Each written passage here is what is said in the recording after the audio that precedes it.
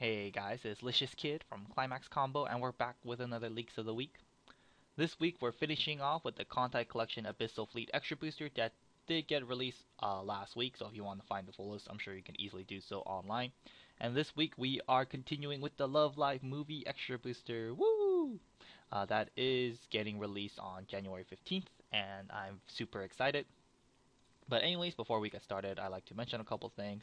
Uh, I did order a Love Life variety set. However, there are no leaks for it. There's only one card that's being leaked for it, and that's this card at the bottom here, and we'll talk about that. But I did order one. But in the month of December, I ordered many things online, and to save money on shipping, I did put them all in one shipping. So one of my items is being shipped late December, and because of that, they're all being delayed. And so my order for the variety set should be coming in early January. So yeah, just a bit delayed, but I hope you guys look forward to it when it does come. And of course, I did pre-order some Love Live movie extra boosters. Um, if you guys do not know about the extra booster, I'll just give a little info on it. It's 45 cards, extra booster of course, and this time around, this extra booster will feature the double R rarity. And because it features the double R rarity, I only pre-ordered 8, but then after I saw the double R rarity, I was like, fuck. So I ordered 10 extra boosters. So I hope you guys are excited. I'm really excited, so I hope you guys are too. So yeah, nothing. I got nothing else with that extra booster, so that should be coming on time. So do be expecting a box opening sometimes fourth or fifth week of January. And yeah, I think that's all I really have to say. So let's get to it. So 0025 uncommon light cruiser demon abyssal fleet and demon trait, of course. Auto, when it's placed from hand to stage, you may place the top card of your deck to the waiting room. If that card is a climax, put this card to stock. And it has another ability of, it's an auto ability, so when this card is friend attack, you can pay cost, which is just place her to waiting room. If you do, choose up to one light cruiser demon final form from your hand and place it onto the original border as the defending character. And of course, the final form we'll talk about right now is this 105k double R. This card's really good. Light cruiser demon final form. Excuse me, Abyssal Fleet and Demon. Two abilities, continuous. For every other Abyssal Fleet character you control, she gets plus 500 power. And when this card is reversed in battle, you cannot activate any Encore abilities until the end of the turn, and this does include the pay 3 Encore ability, or the pay 3 Encore ruling. So first, I guess we should talk about Final Form, since Final Form is what the first card changes into, and if what she changes into isn't good, there's not much point running the first card, am I right? So first off, Final Form. Like I said, I think this card is fantastic, definitely double R worthy in my opinion. So I'm sure we all know 1045s that get 500 per character are extremely good. I'm sure we've known that because it's been quite popular for quite some time now. Very good. Many series that have it do opt to run it. Prime example is Love Live if they choose to run yellow. Love Live, we got or not Guilty Gear, Guilty Crown. Yes, Guilty Crown. I really like Guilty Gear as a fighting game, but Guilty Crown. We got To Love Your Darkness, of course, with the Mekon. The list goes on and on and on. But anyways, this one is quite similar. However, she does have an extra 500 on top of them. So with a full field before defending assist, she is a 107k as opposed to 1045 or a 1065, which is really good because which is really good. Of course, because she is a little stronger, she does have a downside, but honestly, her downside isn't even a downside. When she gets reversed, you cannot use Encore for the turn. This set doesn't have many characters with Encore. The only Encore card we saw that I can recall of is the 2175 Midway Princess Final Form with the whole color Encore. And like I said last week, that card isn't exactly great, and I think you can do well without it. And now that we have a very solid level 1, I definitely think Midway Princess isn't, or Final Form Midway Princess isn't very necessary. Last week we didn't really see any really good 1-0 beaters, so maybe I was kind of considering maybe Midway Princess Final Form be okay. But now that there's a very solid level 1, that makes me not like Midway Princess Final Form even more. And so since that's the only real Encore character in this series that we've seen so far, Final Form really does not have much of a downside. Most of the time, I'm sure you guys know, pay 3 Encore. You don't really end up doing that often. If you do that, you're probably very desperate, or it's late game, or you're just trying to pay out a climax that's very deep, or multiple climaxes at the same time. Like last turn, if you triggered 3 climaxes, whatever, which does happen, sometimes you are forced to pay 3 Encore them. But Usually not the case. So pretty much, Light Cruiser Demon final form, she really has no downside. Like I said, not many characters in this set has Encore. If this was like an Angel Beats, it'd be a pretty huge downside. But it's in this set, it's not really much of a downside at all. So pretty much a 105k that gets 500 per character with no downside. Very, very excellent card in my opinion. Very fantastic. I definitely think this is gonna be a staple in every Abyssal Fleet deck. Definitely, I highly recommend running a playset of these. Try to get your hands on 4 because I think she definitely has to be the best level 1. I mean, if there's a better level 1 than this, that's going to be ridiculous because this is already fantastic. So, excellent, excellent, excellent card. I love it. And because the 1-0 is so playable, I think the 0-0 goes up in playability as well. The first effect is, of course, a pretty big bummer if you hit it at level 0. Like, if you play her, you mill top. If it's Climax, she goes to stock. That sucks because you lose out on an attack, and you lose out on the opportunity to change into Midway Princess final form if you do, if she does go into the stock. Of course, last week we saw the Destroyer Princess that does the top check. So if you really want to make her safe, you can play like Destroyer Princess, then like Cruiser Demon. So you can do that. So there are ways to get around her first downside in this set, but you know, uh, still a pretty big kind of a bummer. The downside, of course, maybe mid to late stages of the game, you want the first effect to put her to go off, and you want her to go to the stock. Maybe you need that one extra stock to make certain plays. That'd be kind of cool. Like maybe at level 3 to play that one extra level 3, you need that extra stock, and you play like Cruiser Demon, she goes in the stock, and then you could do some sick plays. I don't know, maybe something like that. But usually it should be a downside. And her second effect is pretty cool.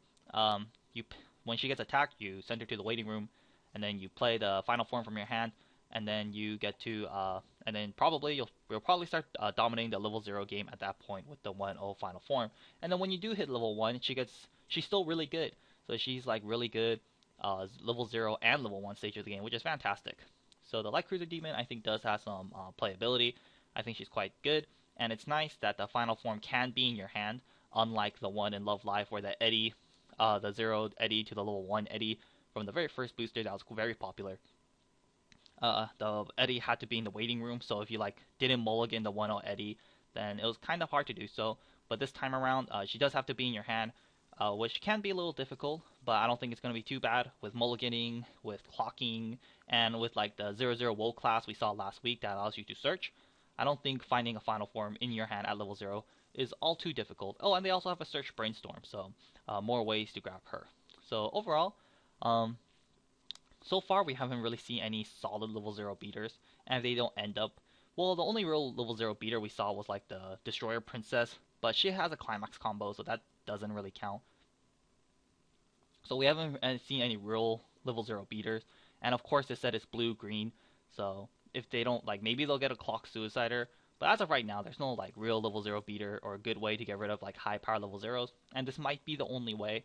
And if this is like the only good level 0, then I do think Light Cruiser Demon's playability goes up, because like I said, this is the only level 0 beater.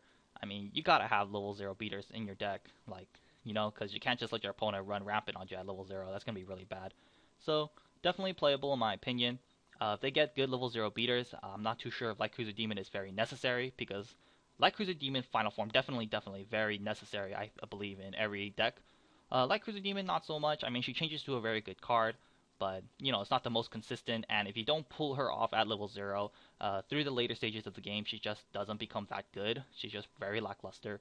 So I'm sure if we see better level 0s beaters, then Light Cruiser's Demon playability goes down, but if she's the only good one, then perhaps she will be a keeper in the Kantai Collection Abyssal Fleet deck, so we'll just have to see.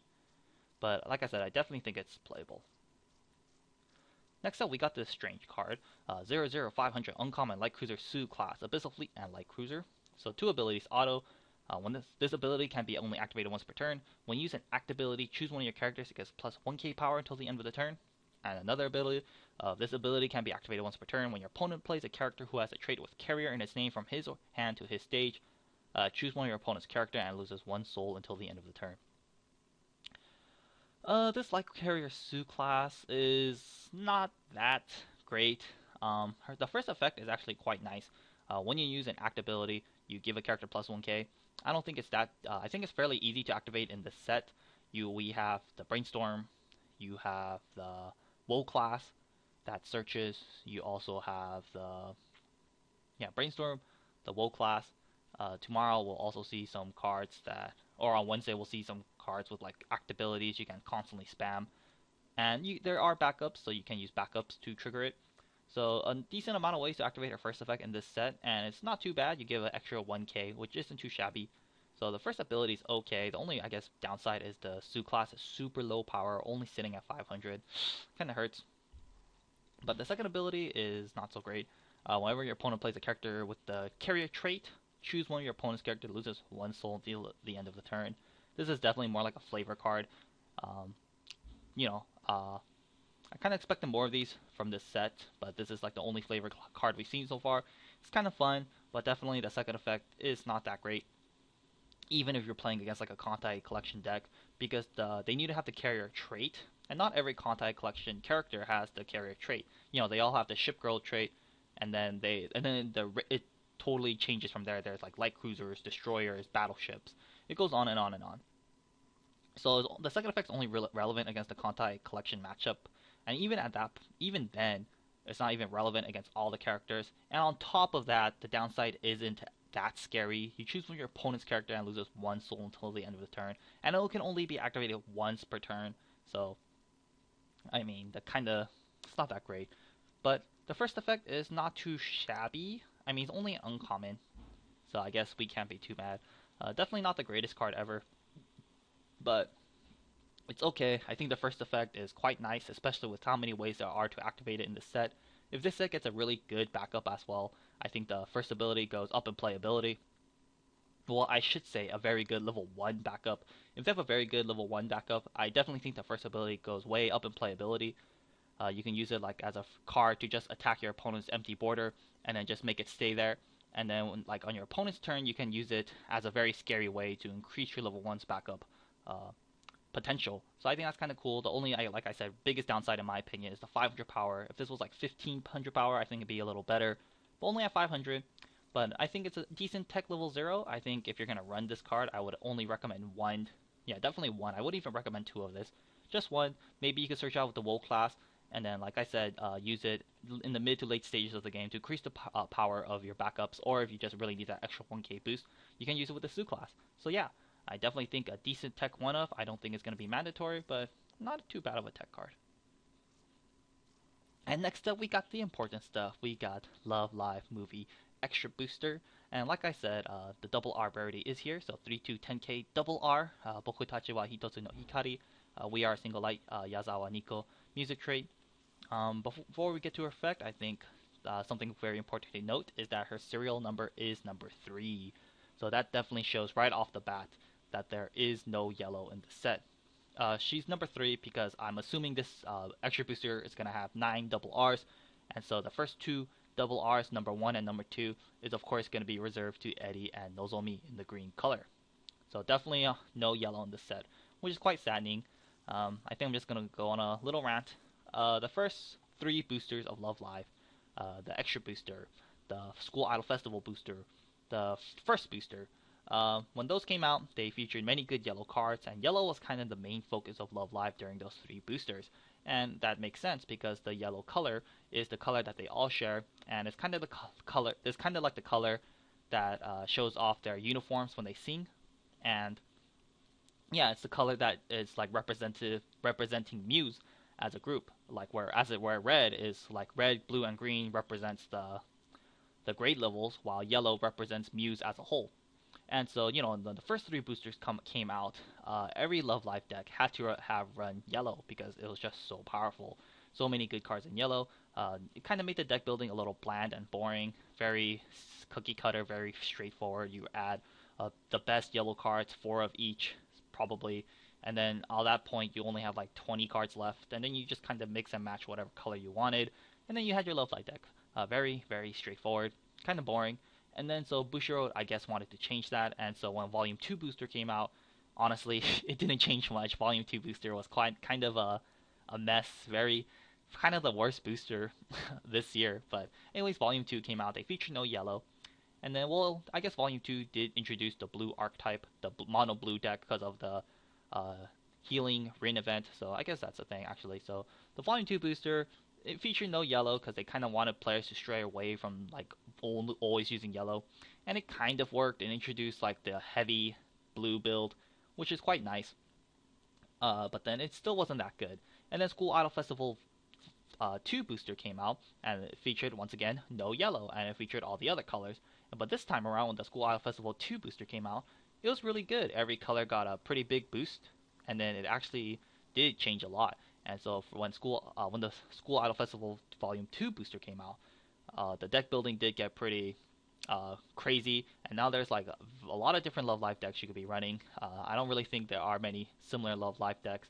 Every color has very unique cards, and I think it can kind of go all over the place. So now I think Love Live is at a good state where every color is unique, and I think it can definitely go places. You know, yellow is still really good, but the last two boosters have had no yellow. The only new yellow cards we've been getting is from the trial decks, and you know that's cool and all, but I really would like more solid yellow cards.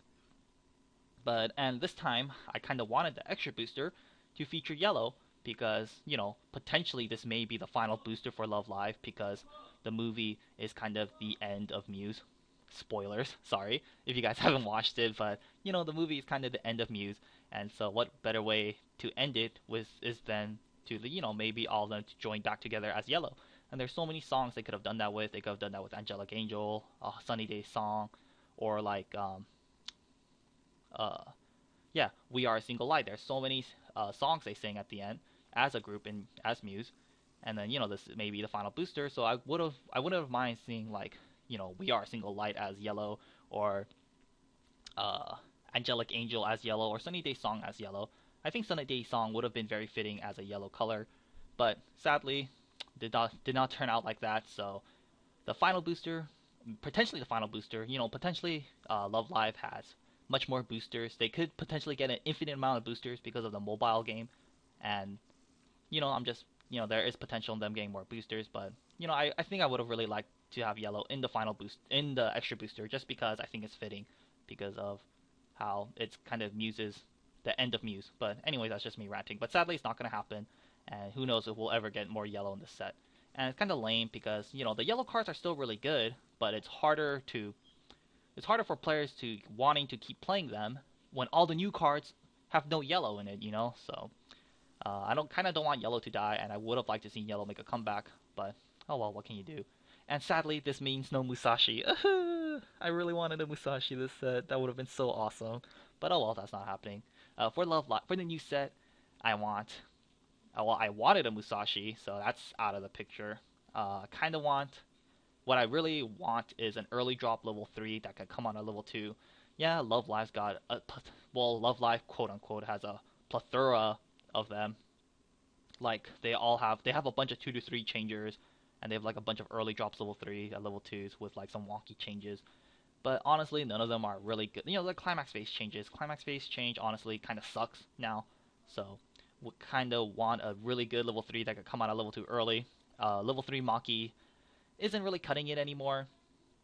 Even if you're running blue, I think you could go away with not even running that Maki. It's kind of outdated at this point now. So definitely I would that's kind of the biggest thing I want. A level 3 that come out of level 2. I also want a 1-0 combo that's a 1-0 climax combo that pluses for no cost. You know, Love Live has all these 1-0 combos, but to plus or break even, you have to pay 1. And that's nice and all, but definitely those 1-0 combos at plus for no cost is much better, like Mikon, Minami, Tachibana, etc., etc. So I definitely want one of those. And maybe free refresh, that'd be quite nice. Free refresh would be excellent. But anyways, those are kind of the biggest thing I want in the set. But anyways, that's just me ranting. Anyway, sorry about that. Let's go on to Nico. So Nico, music trait, green, level 3. 2 abilities. One is play from hand to stage, heal. Another ability combos with We Are Single Light, which is, of course, if you guys missed last week's video, which I guess, if you are looking for Love Live, I don't blame you guys missing last week's video since it was featuring mainly the Abyssal Fleet. But anyways, just a quick recap. We Are Single Light are these 9 climaxes here. One for each girl, all have the same name. As you can see, each grade level has a different trigger, so the red ones for the second year's gates, green, the third year's gold bar, and then the first year's have the pants. So yeah, very cool. Once again, they all have the same name, So if a character does combo with We Are Single Light, they can combo with any of these, and we'll get to that in just a second. But anyways, Nico, when she attacks with We Are Single Light, you can pay 1. Uh, if you do, this card gets plus 2k power and clock shoot until the end of the turn. So, Nico, I think that she's a fairly solid card. A little boring. Her 2 effects are very standard, but that doesn't mean she's bad. Just a little boring. First effect, she heals. That's great. So far, there's only 2 healers in green for Love Live. One of them being Nozomi in the Volume 2 booster, and Nozomi was okay. And then the other one was, ironically, another Nico, but she's from the School Idol Festival 2 booster, right here. This Nico, she's not that great. She's honestly kind of just more used for the waifu deck. For like a standard deck, I don't think I've ever seen anyone run this Nico, unless maybe you're a budget player and you want to run this, or you just really like Nico. But anyways, this Nico, this Nico and this. Oh, do I not have this Nozomi pulled out? And this Nozomi, the only 2 healers in green for this set, and they're not too bad. Oddly enough, they both combo with Gold Bar, but none of their Gold Bar Climax combos are fantastic. I mean, Nico's kind of cool because you kind of get to heal an extra 1, but it's very hand intensive, so it's not that good. Nozomi's okay because you get to pull out something from your deck, but it doesn't get as on play, and even then, it's just like very mediocre. So the 2 green healers in this set, they healed, but their climax combos were very lackluster. Nozomi at least was 10-5 because she does get 1k power if you have 3 or more. So that was one nice thing about the Nozomi. She was an oversized green healer, but still, there are better healers in the other colors. And I've never seen a mono green Love Live deck unless it's a waifu deck. So usually it was like green red. And the red color already has a very good healer. So usually Honoka level 3 is like the healer of choice. So green healers didn't really have much of a home. So this time around, I guess Bushiroad decided to give a green another new healer. But this time, it has a very good climax combo. So as I'm sure we can all see, her climax combo is quite nice. Clock shoot climax combo with any of these, which is really cool. She can combo with a gold bar, a pants, or a gate. Definitely which one is the best for her to combo with. I would say just depends on your build. Definitely depends on what colors you're running. If you're running like, yellow green, then obviously green is the one to go with. But if you're running like a red green blue deck, then it definitely does depend on the rest of your build to see which one is the best climax. So I'm not going to really say which one is the best one for her to climax with yet, because like I said, I think we'll just have to see, just very dependent on deck building. And I would also say player's choice, and maybe like your meta. If everyone in your locals is running anti-salvage, then definitely gate is not the way to go. But if no one in your locals is running anti-salvage, which I would find very surprising. But if that's the case, then maybe gate is the way to go. But anyway, she can combo with any of the 3 climaxes, which is very cool. And then she gets to clock shoot. So I think her clock shooting climax combo has a lot of pros and cons to it. I guess I'll go with the cons first. The biggest con, of course, is that you have to pay 1 on attack to get her climax combo off. And because you have to pay 1 on attack to climax combo, it's not that great as an on reverse clock shoot, because for example, on attack without climax, you pay 1 and then she gets plus 2k and clock shoot. If your target is after you pay the 1, if your target is higher power than Nico, or if you lose your target, and that may happen. A prime example is the anti-change backup from Nisekoi, the 2-1 Chitoge backup. The cost for that one is to sacrifice a character, and if they sacrifice the target for Nico, then she does miss out on her attack. So you pay 1 if your target is higher power than you, or if you lose your target, then you essentially paid 1 for nothing, which is really, really, really bad. So that is the hugest downside to her climax combo, and it's actually a pretty big deal. So it's a huge bummer. But of course, the pro is that she gains power on attack with her climax combo. With the climax are always 1k 1 souls no matter what. So pretty much you get 1k from the climax, and then you get an additional 2k on attack. So she'll always be 13k on offense. Let's say you have like a little assist behind her, she'll be 14-5. If you have a 500 global, which is definitely gonna be happening because of the green already has the 1-0 Nico 500 global, she'll be 15k. I would say most of the time she would probably be 15k. If not, she'll at least be 14k, because you'll probably at least have 500 assists in the back. So at least I would say she's always 14k on offense. So very strong. You hopefully that's strong enough to get over your opponent's backups, but that might not be the case because if your opponent has like a simple level 3 with a level assist in the back, it'll be 11-5. If they use like a 3k vanilla backup, it'll be 14-5 and she'll die. So like I said, pretty big bummer. But if you have like level assist, she'll be 15k, and hopefully that's enough to kill anything. But anyways, uh, so yeah, that's one pro to her climax combo. She gains power on attack, and of course the other pro, like I said many times, she can combo with anything, so it can be quite versatile. So yeah, lots of pros and lots of cons to this Nico climax combo, but I think it's quite fair because if her climax combo didn't have any like cons to it, it'd be kind of OP because she could combo with any of these. So yeah, very interesting. And if other characters do combo with We Are Single Light, which they do, spoiler, we'll see one later this week. It might get too out of hand if it was like too strong, and there's other really strong climax combos with We Are Single Light. So they had to, of course, be a little toned down, and I think it's fairly justified. So but I mean, this is the fourth clock shooter for Love Live, which is a little ridiculous. We had the Nico one, the first booster, the Eddie one from Volume 2 right here, and then we have the freaking Nozomi clock shooter from the fucking latest booster. So I mean, fourth clock shooter by now. I mean, is booster getting a little lazy? Probably. I am definitely sure they could have thought of something better, but still, clock shoot is very fantastic. I'm sure we all know that by now. She's no exception. So Nico, very boring and standard in my opinion, but doesn't change the fact that she's very powerful. So in the end, I definitely think Nico's very good. Definitely has my stamp of approval. And yeah, I definitely think she has a very high potential to be ran in future Love Live decks, especially if you're running green. I think she's she's a very good card to consider. I also think it definitely depends on what else We Are Single Light combos with.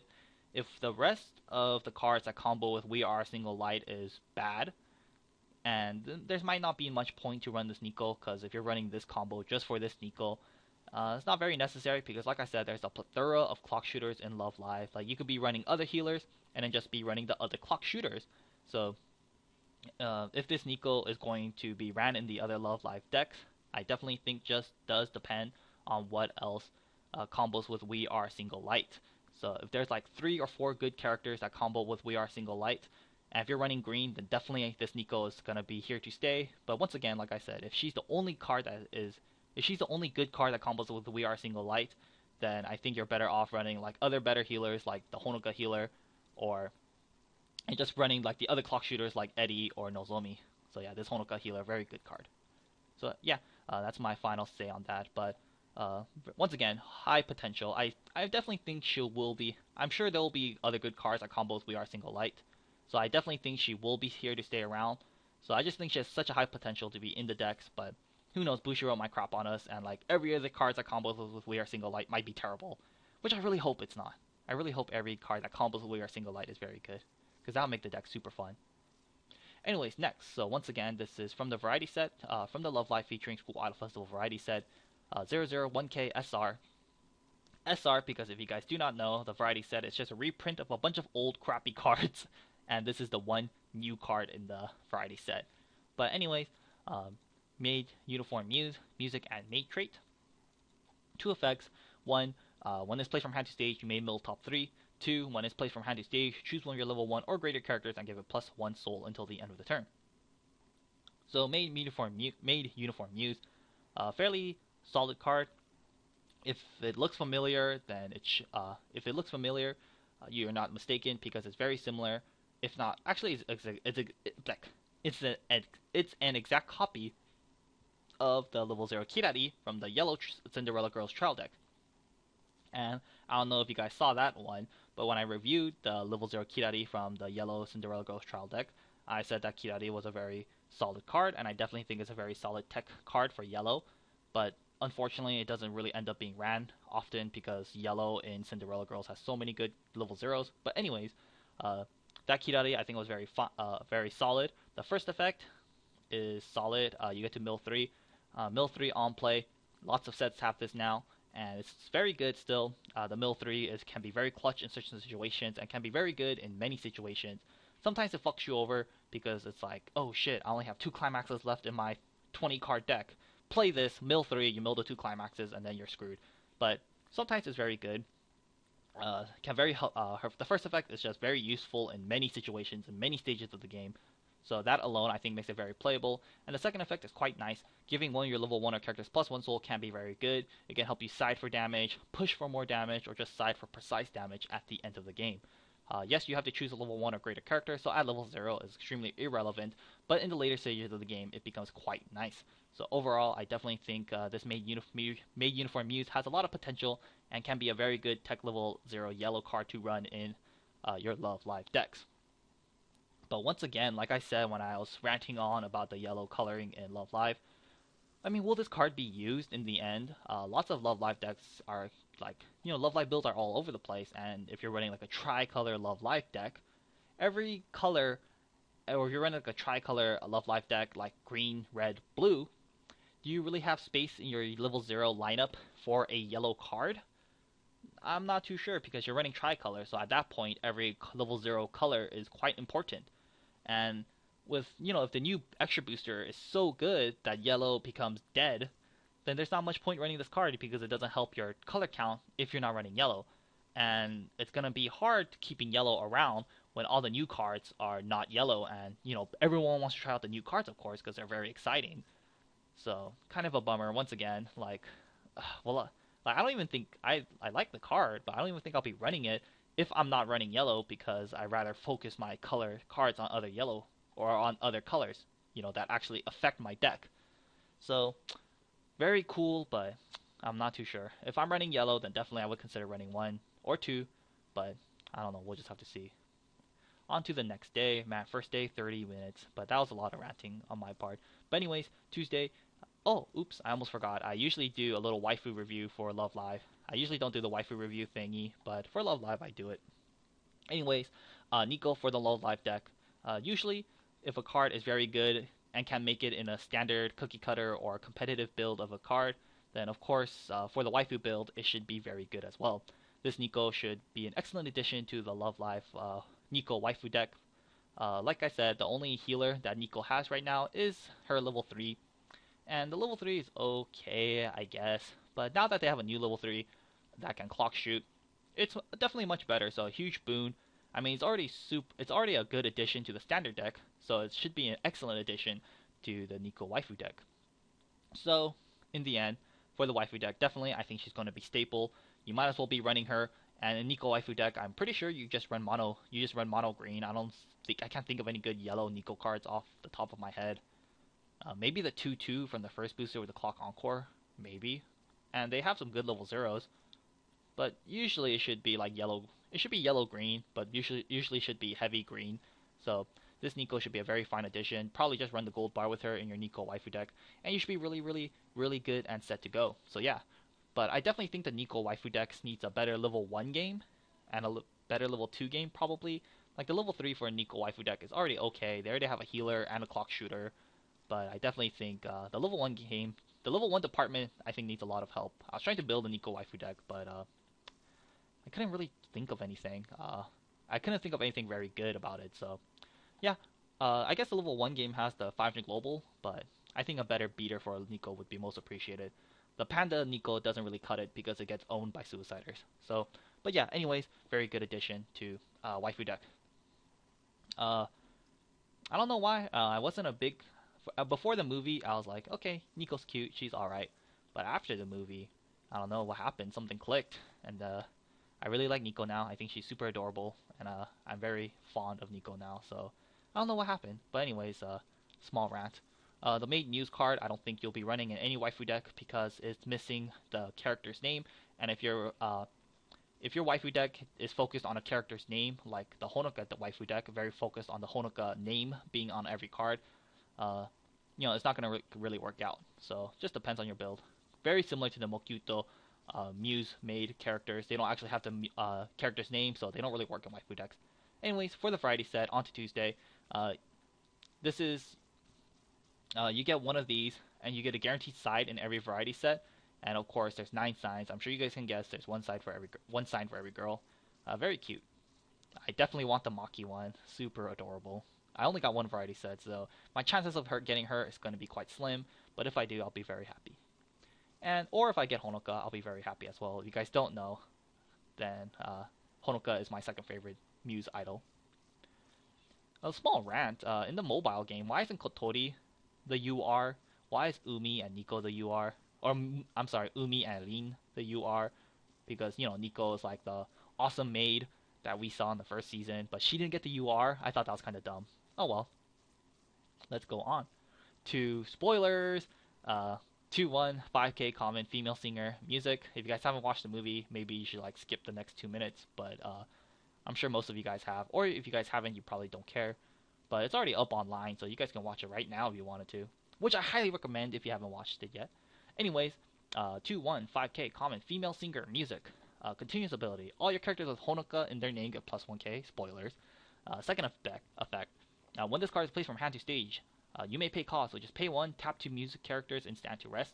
If you do, choose one character with Honoka in your waiting room and return it to your hand. Spoilers. So yeah, this mysterious female singer. Who can she possibly be?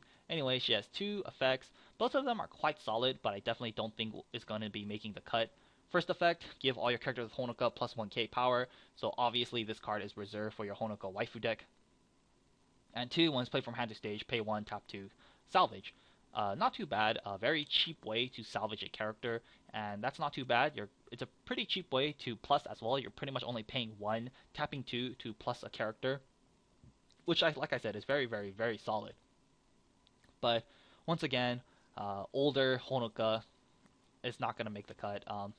So obviously she's for the waifu deck, and if you guys do not know how the Honoka waifu deck works, it's just not gonna work out because, well, first of all, the Honoka waifu deck already has a fantastic level 2 assist.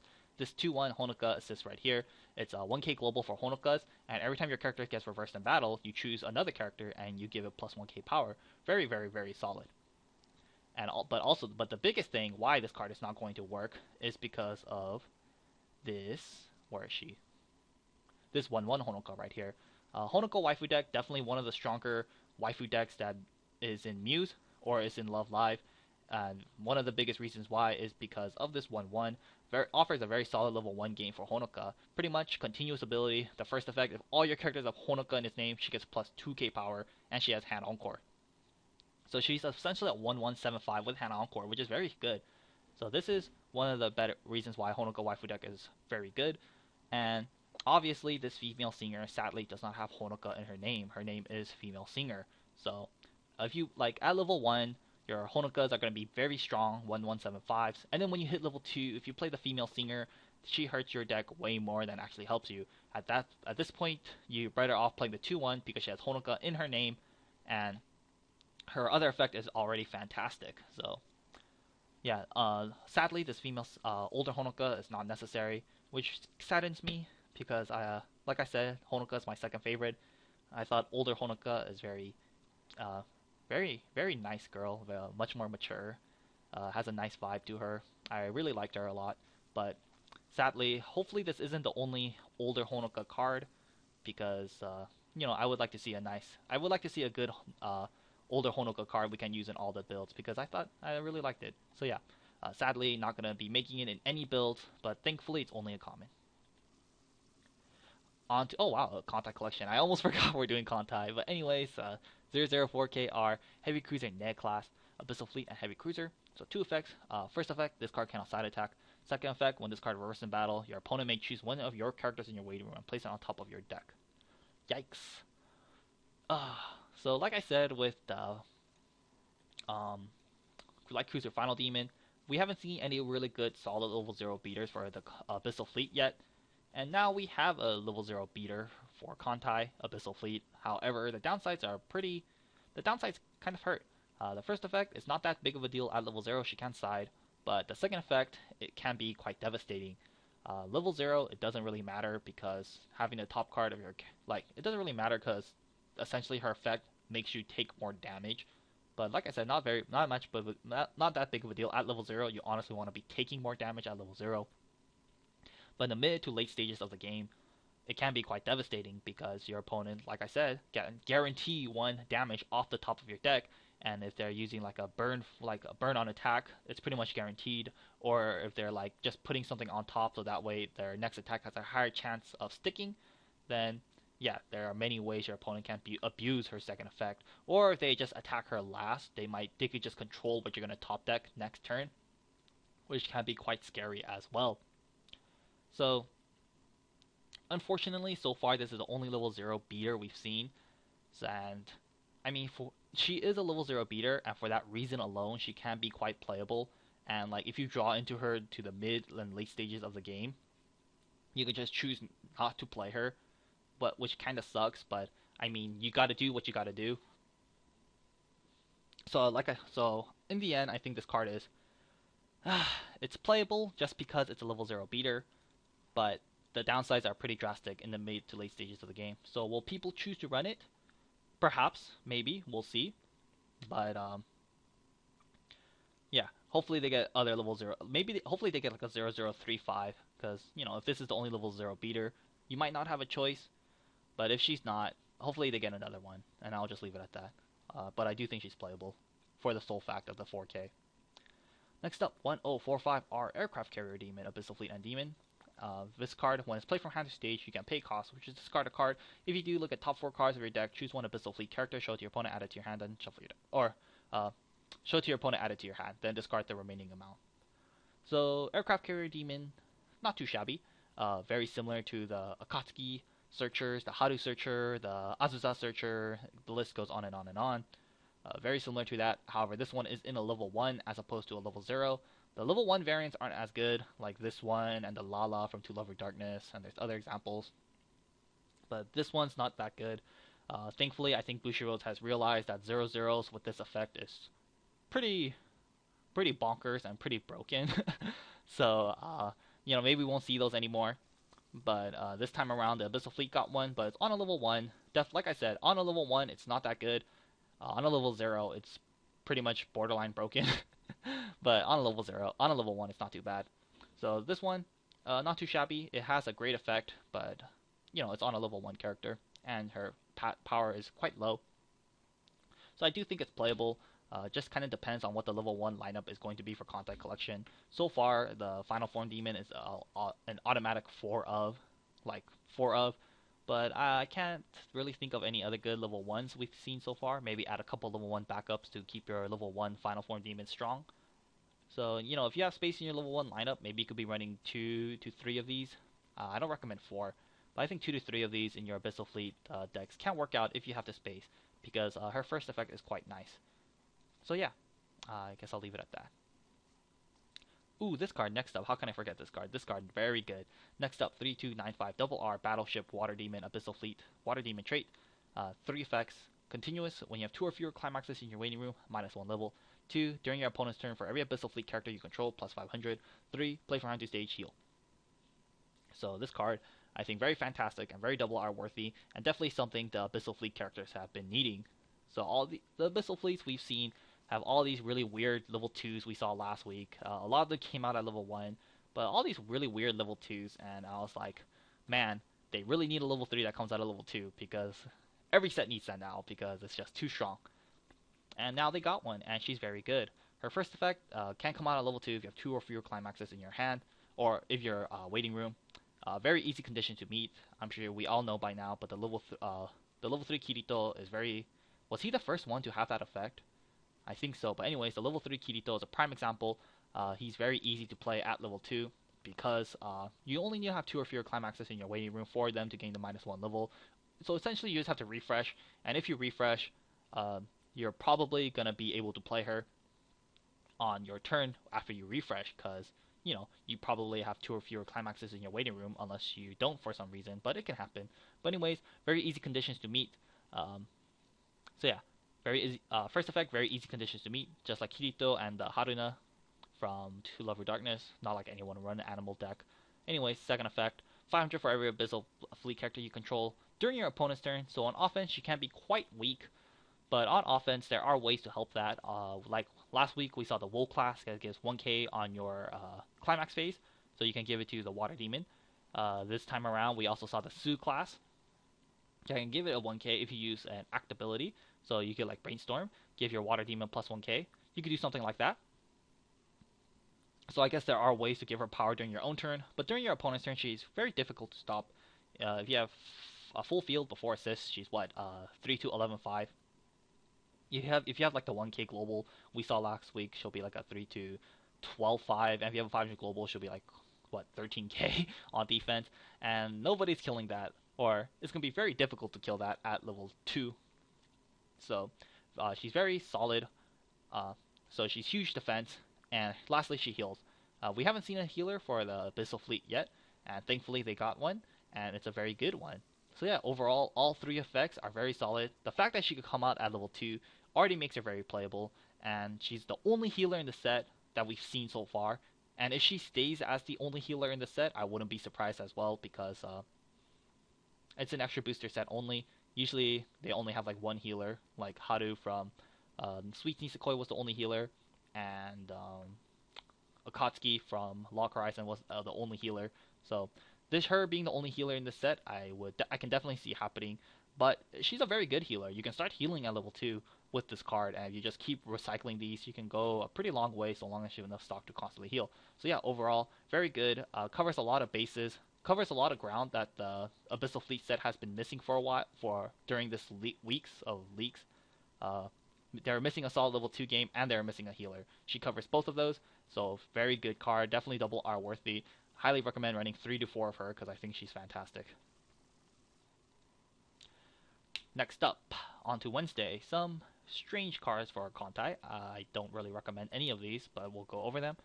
1500 are Southern Demon, Abyssal Fleet, and Demon.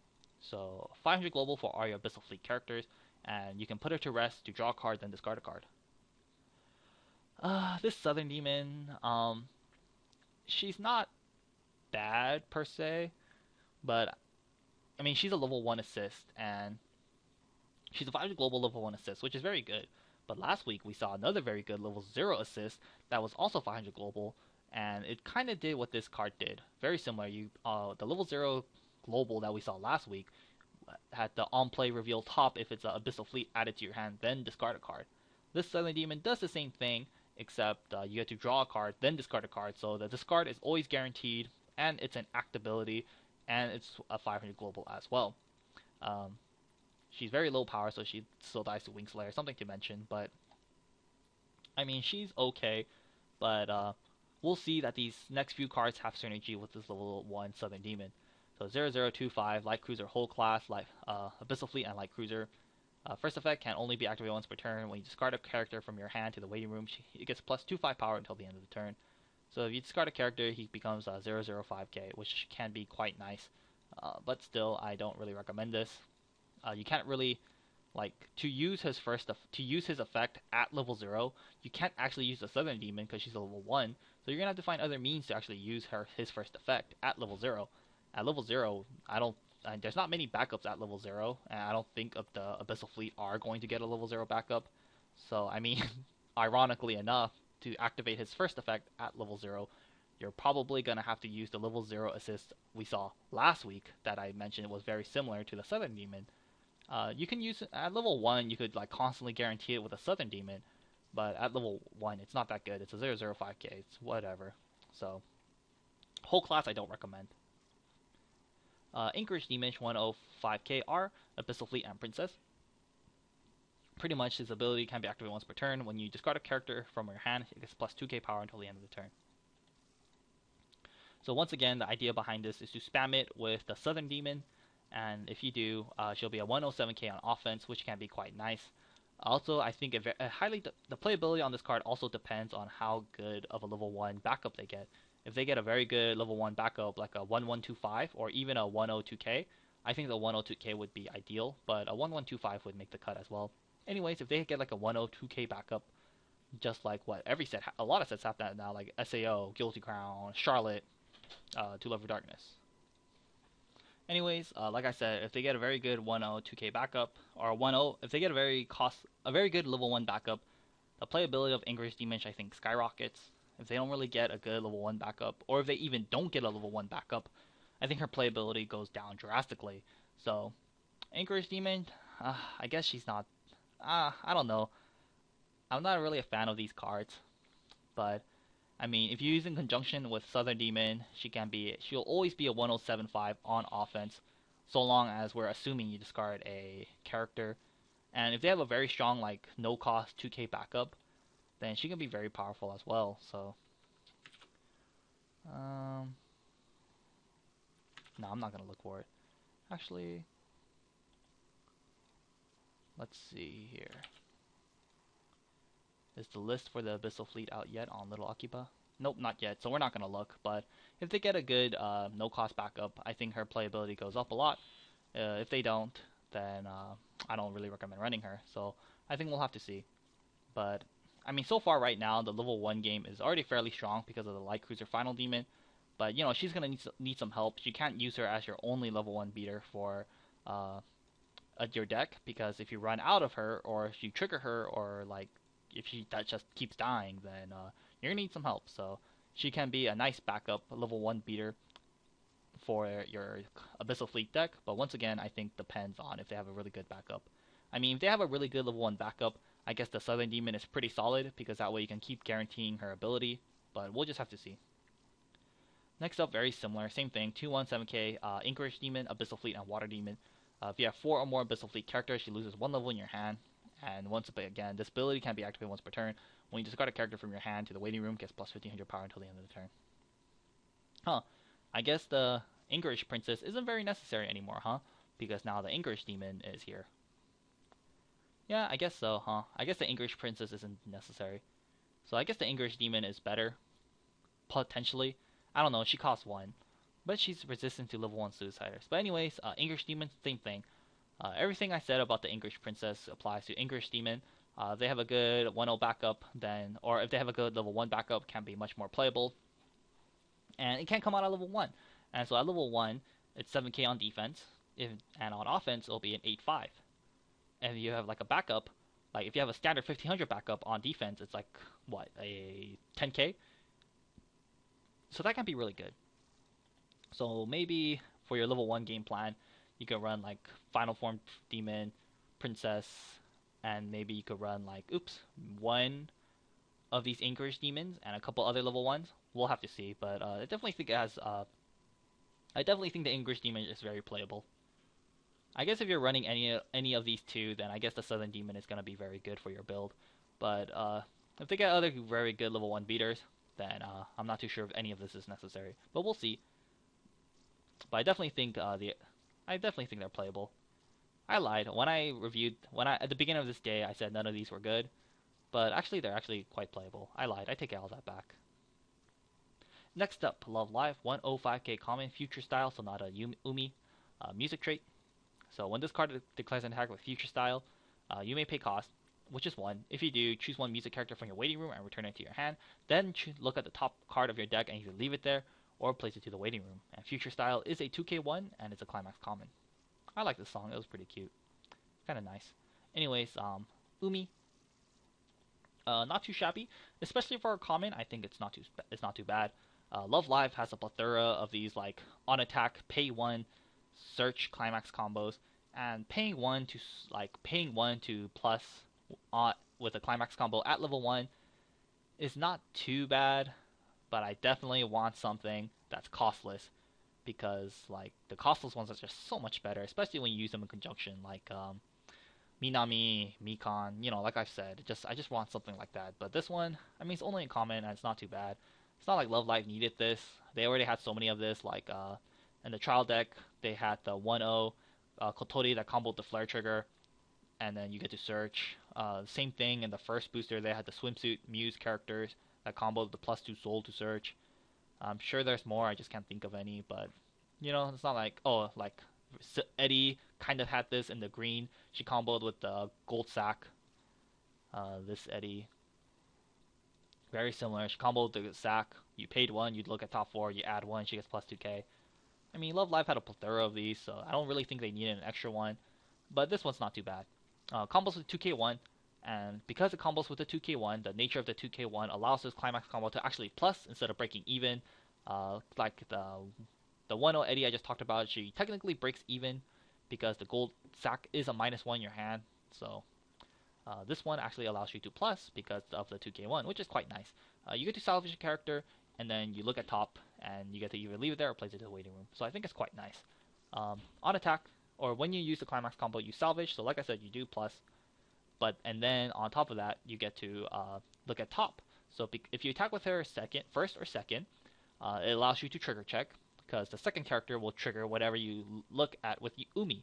If you want the next card on top to be triggered, then of course you leave it there. If you don't want it to be triggered, like if it's like a wind or a flare trigger or a pants, and you don't want it in your stock because you don't think you could pay it on next turn, then you can just ditch it to the waiting room. So I think it's quite nice. If you attack with her first or second, it allows you to trigger check. But if you attack with her third, then you get to. Actually, wait. Oh no, I'm sorry. Her climax combo always allows you to trigger check because it's before her trigger because it's on attack. I'm sorry. Ignore everything I just said there. But anyways, her climax combo essentially allows her to trigger check herself, which is cool. So yeah.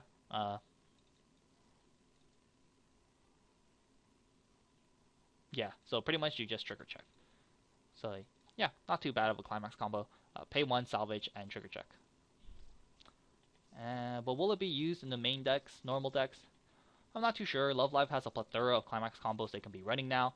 Will this one make the cut? I'm not too sure. I kind of think the Kotori one is better, the one that combos with the flare trigger, just because it combos with the flare trigger. But you have to be running yellow for that. And if you're not running yellow, you could be running this instead. But this Umi is not too bad. I think it's playable and it's only a common, so I think we can't be too mad. But I'm sure. I mean, hopefully we don't have to resort to this Umi. But it's okay. But I don't think I would be running it. Maybe. Actually, no, probably not. I don't think I would be running this. But once again, it's playable and it's only common. So what can you do? It's all right.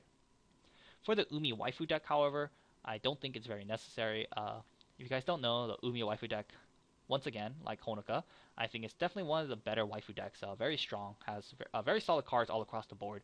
But the 1/1 Umi, this card right here, 1165. If you have a Happy Maker Umi or level up zone, she's potentially 7/5, and then she combos with the gate, which is very cute. Then she gets to salvage a character on reverse. So Umi already has a very good level 1 game plan and has a very good level 1 climax combo. I don't really think you need another level 1 climax combo in conjunction with that one. I mean, this one's already super good as a level 1 climax combo. And like they have other good level 1 beaters. They have like the 1-0 that gets 2k if you have a full field of Umis. So there's that. And Umi already has a lot of ways to salvage. They have like the level 3 Happy Maker Umi that can salvage on play. And lastly, Umi already has another solid 2k1 combo in the level 3 Umi from the very, very, very first booster. I don't know if you guys remember that one. Quite an old card by now. But still, they have the level 3 Umi from the first booster that also combos with the 2k1 that also allows you to salvage. So I don't think this one is necessary in the waifu deck. Just because there's a lot of better cards in the Umi waifu deck. So I guess a first world problem at this point, huh? Anyways, let's go on to 2/16KR Airfield Princess, Abyssal Fleet, and Princess. So continuous first effect, assist all your Abyssal Fleet characters in front, get a plus 1500 power boost, which is quite drastic. And next up, it combos with, I told you it's futile. When you play that, you get you pay 3 and then you choose a card in your clock and you add it to your hand. Well, the whole list is out, so we're gonna cheat because they don't actually show what card it combos with, but we have the power of the internet. I believe this right here. That's why it's not possible. Little or just different translations, but pretty much same thing. So pretty much, well, the Airfield Princess I think is quite a solid card. Her first effect is pretty nice. Your Abyssal Fleet characters have plus 1500 power, which is a huge amount of power. Like holy shit, it's level assist for all your goddamn characters. If you have a full field with like the midway final form princess, at the side she'll at least be what 8/5, a 1085 is pretty ridiculous. If you have a 500 global on top of that, she'll be a 109k, which is pretty bonkers. So I think her first effect I think that alone makes it very playable. 1500 front is just super strong. Like you could use in conjunction with the battleship water demon, and on offense she'll be at least a 11k, which is already very strong. So first effect, a huge amount of power, I think is quite nice. The combo is okay. It combos with a stock 1 soul, which is very nice because the combo is a bit heavy. So in total, you're paying 3, But technically, you're only paying 2 because the stock 1 soul is a free stock, so you're only paying 2 essentially. And if you do, you get to heal. You get to heal because you choose a character and you add it to your clock.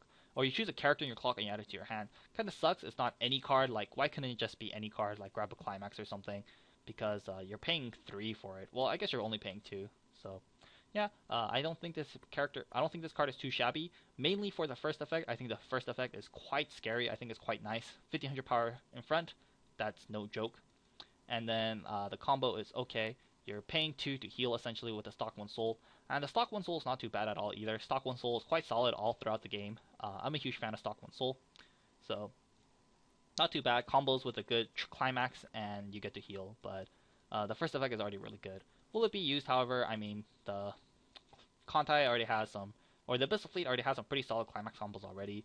The Destroyer Princess one is okay. The Sync climax combo is pretty good with the Northern Princess, and then the double attacking with the Airfield Prince or with the Air Defense Princess we saw last week is also fairly good. So will this one make the cut?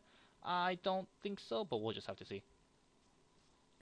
Next up, 1065 Common Harbor Princess, Abyssal Fleet, and Princess. If you have 1 or less characters in your clock, this card cannot declare an attack. Pretty big downside. If you have 1 or less cards in your clock, you can't attack, and that's really bad. If she's like the only character in your hand, or if she's the only level 1 character in your hand, it can be pretty devastating because it might force you to not be able to attack for an entire turn, and that can really push you way, way, way far behind. So the downsides are so drastic. But I mean, if you have more than 1 card in your clock, then she becomes very solid. She's a 1065. And there are kind of ways to play around this in that set, thanks to the woe class we saw last week. The woe class, like if your back row is empty and if you're like level 0 6 clock, you clock yourself to level 1, and then now you're 1-0, and it's like, oh crap, I have all these Harbor Princesses. You could use like a woe class to search out a character, because you pay 1 clock yourself, and now you're 1-1. If you want to like play these Harbor Princesses, you could search out another woe class, pay 1 clock yourself, and then now you'll be 1-2, and now you can play your Harbor Princesses. You know, not exactly ideal because you're sacrificing your back row, you're sacrificing 2 stock, and you're taking 2 damage just to play these Harbor Princesses. But you know, you do plus, etc., etc. But I'm just saying that is a potential way to play around the Harbor Princess's downside in this set. So I'm just mentioning the fact that the set does have ways to play around her downside thanks to the woe class. But will it be necessary? I'm not too sure, because once again, the final form is so good. But like I said, again, you know, the final form is not just going to cut it on her own. She's going to need some help. And, you know, maybe that help will come in the form of English princesses and English demons with Southern demons. Or maybe you'll just choose to run the Harbor Princess. Who knows? I think we'll just have to see. I think just depends on playtesting. Or maybe there's a better level 1 in this list that I just can't think of right now. And I'm too lazy to look at. But, you know, there could be something better. But we'll just have to see. Next up we have this 2175 Uncommon Harbor Princess Berserker mode. She doesn't really look that mad though. Anyways, if you have a Harbor Princess in your clock, she loses 1 level, so you can play her at level 1. And it combos with You Don't Understand Anything. You Don't Understand Anything is this gold bar here. Pretty much when it attacks with this gold bar, you may choose 1 card in your clock, return it to your hand, and if you do, place the top card of your deck to your clock. And it's not too bad of a climax combo. It's very similar to Haru's, but you don't have to pay anything. But anyway, or reverse anything. Anyways, Berserker mode, obviously you have to use it with the Harbor Princess. Let's say for this argument's sake, for review's sake, let's say you are running the Harbor Princesses. If you clock a Harbor Princess, if you have a Harbor Princess in your clock, which I guess can be kind of difficult, I mean, to get her off consistently, you probably have to be running many Harbor Princesses, so probably 3 to 4 Harbor Princesses, and that might get a little awkward, especially because like I said, if you go into level 1, and all you have are these Harbor Princesses, and you have no way to get out of 1-0 or 1-0 or 1-1, then you might not be able to attack for the turn. But anyways, let's say you are running 4 Harbor Princesses, and you have 1 in your clock. That is not too shabby. You're pretty much playing a 2-1-7-5, and that's really good because it can't be suicided into, and the combo is not too shabby either. You attack, you choose a card in your clock, you choose 1 card from your clock, add it to your hand, and then you clock yourself 1 damage. Pretty much you get to break even, and if you have multiple of these, then you get to plus, which isn't too bad. and it combos with the gold bar. So I guess this set will have 2 gold bars, because the other gold bar we saw was with the combo with the Northern Princess. And like I said last week, I think the Northern Princess Climax combo is fairly good. So I'm not too sure if this one will be used because of the Northern Princess's Climax combo, because I don't think you want to be running 8 gold bars. I definitely think the Air Defense Princess Climax combo we saw last week, the double attacker, is going to be used. But so I think like people are going to be running 4 pants still. And will they be running this gold bar or like the other gold bar that combos with the Northern Princess, or will they be running like this stock 1 soul, or will they be running the blue stock 1 soul with the Destroyer Princess? I'm not too sure. We'll have to see. But in the end, I don't think people are going to be running this one just because of the fact that like if she's a terrible card at level 2, she's okay at level 1, but at level 2 she's pretty bad. And for her to be very consistent, you have to be running multiple Harbor Princesses. And if you're running many Harbor Princesses, then you might have like a really bad game. So in the end, I don't think this trio is going to be used just because of how inconsistent it is. I mean, if anything, the Harbor Princesses might be used, but I don't think the Berserker mode or her gold bar is going to be used in conjunction with the Harbor Princess. I think the Harbor Princess is okay. She's only a common, so that's not too bad. But we'll like I think in the end, I think the Harbor Princess is like the only one that's playable. But even though I say that, I don't think people are going to be running it. I'm not too sure. So yeah, I'll leave it at that. Next up to Love Live 3210K double R. So the second double R already. Sunny Day Song Kosaka Honoka music trait. Very cute picture. Anyways, when it's played from hand to stage, you may reveal top card of your deck. If that card is a music character, you may deal 1 damage to your opponent. Of course, this damage can be cancelled. 2 combos with Sunny Day Song, which is the stock 1 soul right here. Of course, red stock 1 soul, I should say. So when the Climax Sunny Day Song is placed on your Climax border and this card is on the center stage, all your characters get plus 500 power and the following effect until the end of the turn, where when this card reverses its opponent in battle, you may choose 1 character from your waiting room and return it to your hand. Sunny Day Song is a Climax common. Okay, that's nice to know. Very cute. Anyways, Honoka, quite a lot to say with her. Her first effect, I guess we'll go over them in order. So her first effect is quite nice. On play, you reveal top. If it's a music character, you deal 1 damage to your opponent. Very easy to do since 99.99% of all the cards in Love Live are music. The only ones that aren't are the alpacas, and I think her sister. Her sister's usually sweets, I believe. But anyways, so I mean, in your Love Live decks, they're all music. But so her first effect is very easy to get off. You use reveal top if it's a music. You deal 1 damage to your opponent. So a very solid card right off the bat just because of her on-play ability. Secondly, her second effect is also not too shabby.